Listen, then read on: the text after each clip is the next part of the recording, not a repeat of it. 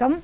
Pain management physiotherapy, இதில் ஜிரியாட்ரிக் physiotherapy 60 வயதிற்கு மேற்பட்டவருக்கு வரும் பிரச்சனைகளுக்கு ஃபிசியோதெரப்பி எப்படி ஹெல்ப் பண்ணுறது அப்படிங்கிறத பற்றி பார்த்துட்ருக்கோம்.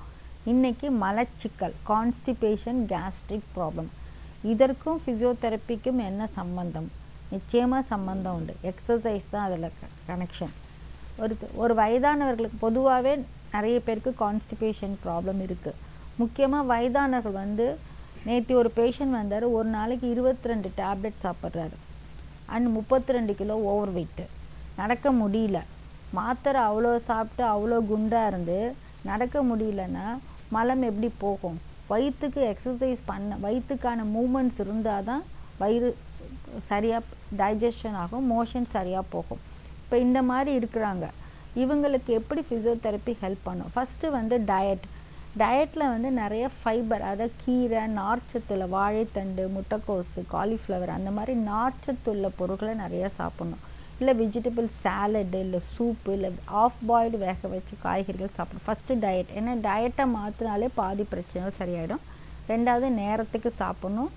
தூங்குறதுக்கு 1 மணி நேரம் முன்னாடி சாப்பாட்டு வேலையை முடிச்சிடணும். சாப்பிட்ட உடனே போய் படுத்தோம் அப்படின்னா டைஜஷன் ஆகாது, கான்ஸ்டிபேஷன் வரும், கேஸ்ட்ரிக் ப்ராப்ளம் வரும். ரெண்டாவது டீப் ஃப்ரைடு ஐட்டம், அதாவது எண்ணெயில் பொரிச்ச, முக்கியமாக கடலை மாவு, மைதா மாவு, அந்த மாதிரி ஐட்டத்தில் பஜ்ஜி, போண்டா, மிக்சரு, அந்த மாதிரி ஐட்டம்ஸ் நல்லா இருக்கிறவங்களுக்கு அது டைஜஷன் ப்ராப்ளம் வரும், செரிக்கிறதுக்கு மந்தத்தன்மையை கொடுக்கும். வயதானவர்கள் அதெல்லாம் தவிர்க்கிறது நல்லது. அப்படியே சாப்பிட்னால 1-2 துண்டோடு நிறுத்திக்கணும். ஸோ டீப் ஃப்ரைடு ஐட்டத்தை அவாய்ட் பண்ணணும். நிறைய கீரை, வெஜிடபிள்ஸ் சாப்பிட்ணும். நார்ச்சத்துள்ள பொருட்களை சாப்பிட்ணும். நேரத்தோடு சாப்பிட்ணும். கொஞ்சமாக சாப்பிட்ணும். நிறைய சாப்பிட்ணுன்னு கிடையாது. 25 வயசில் சாப்பிட்ட அளவுக்கு இப்போ சாப்பிட தேவையில்லை. முன்னாடி 4 இட்லி 5 இட்லி சாப்பிட்டீங்க, இப்போ 2 இட்லி சாப்பிட்டா போதும். ஏன்னா உடலுழைப்பு இல்லை. ஆனால் வயிற்றுக்கு மட்டும் நிறைய லோடு கொடுக்கக்கூடாது. ரெண்டாவது தண்ணி நிறைய குடிக்கணும். 3 to 4 லிட்டர்ஸ் ஆஃப் வாட்டர் குடிச்சிட்டே இருக்கணும்.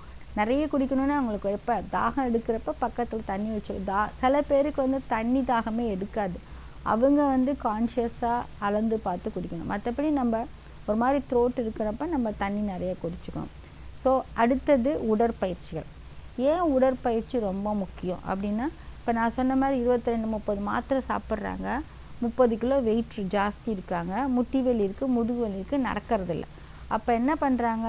வயசாகி போச்சுன்னு சாப்பிட்ற அளவு குறையில, சாப்பிட்ற மெத்தடு குறையில, ஆனால் உட்காந்துருக்காங்க. அப்போ என்ன ஆகுது? உடலுக்கு உழைப்பு இருக்கணும். நம்ம நடந்து குனிஞ்சி உட்காந்தோம் அப்படின்னா தான் அந்த வயிற்று தசைகள் சுருங்கி விரியும். மலக்குடலில் ரிஃப்ளெக்ஸ்னு இருக்குது. அதாவது மலத்தை அது வெளியே தள்ளணுன்னா சில நரம்புகள் வேலை செய்யணும், சில ரிஃப்ளெக்ஸ் ஆக்ஷன் இருக்கணும். அந்த ரிஃப்ளெக்ஸ் ஆக்ஷன் வரணும். அப்படி வந்தால் தான் மலம் வெளியில் வரும்.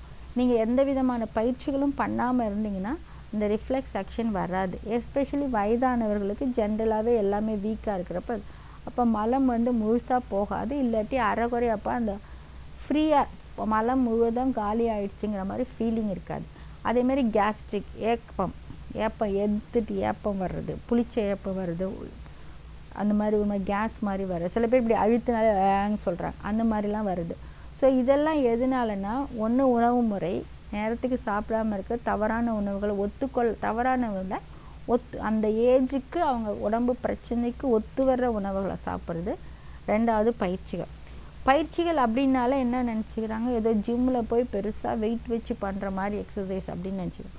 ஒன்றுமே கிடையாது. உங்களுக்கு வயசானவங்களா, அவங்களுக்கு முட்டி வலி இருக்கா, சாதாரணமாக வீட்டுக்குள்ளார 1 மணி நேரத்துக்கு ஒரு வாட்டி ஏஞ்சி நடங்க, 4 படி ஏறுங்க, நல்ல மூச்சு பயிற்சி பண்ணுங்கள்.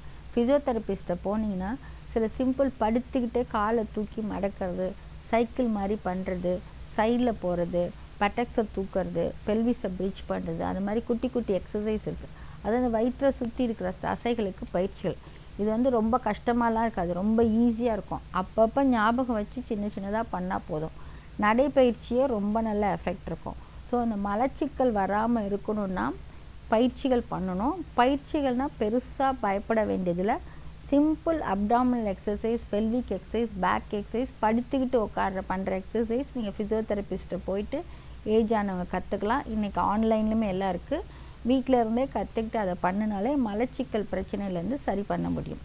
நன்றி, வணக்கம்.